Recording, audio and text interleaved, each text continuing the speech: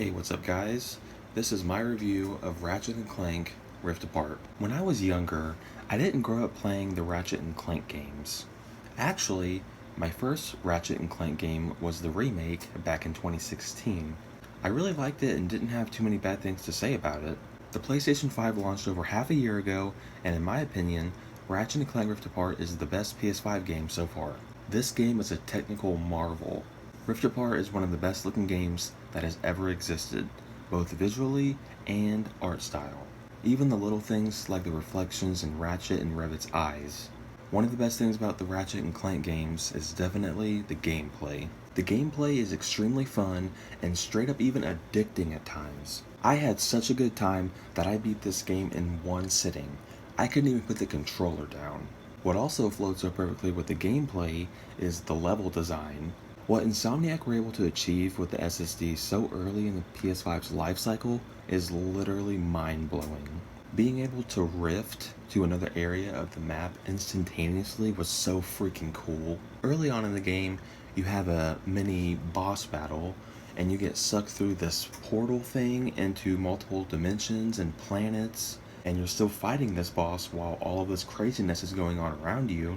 It was one of the first things I remembered after beating the game thinking, wow, that was one of the coolest boss battles I've ever experienced. Another thing we have to talk about is the guns. What this series is known for is really making each gun unique in its own way. As I was playing through the game, I noticed that some guns work better in certain locations and on certain enemy types. Speaking of enemies, there are a whole lot of new enemies trying to defeat you in this game. One specific enemy type that stuck out to me were the robot pirates.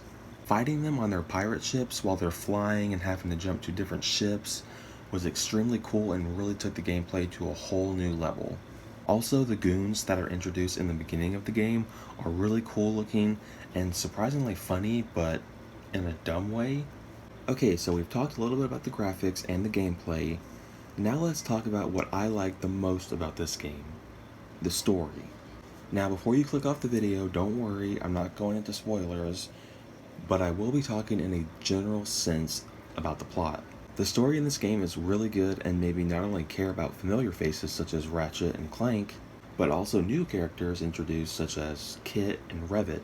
I didn't have super high expectations for the plot, but at the same time, I was really hoping for at least a 7.5, 8 out of 10, maybe, because that is what is most important, at least to me, when I play a video game. Me personally, I would give this story a 9, 9.5 out of 10. I do want to mention a couple things that I really like about the story. Not only do we get to play as both Ratchet and Revit, we also get to play as both Kit and Clank and get the story from their perspectives. Clank sticks his hand in this rift and it sucks him into almost this ghostly reality where you have to try and get your ghost clones, for lack of better words to describe them, go from one end of a puzzle to the other end in order to progress.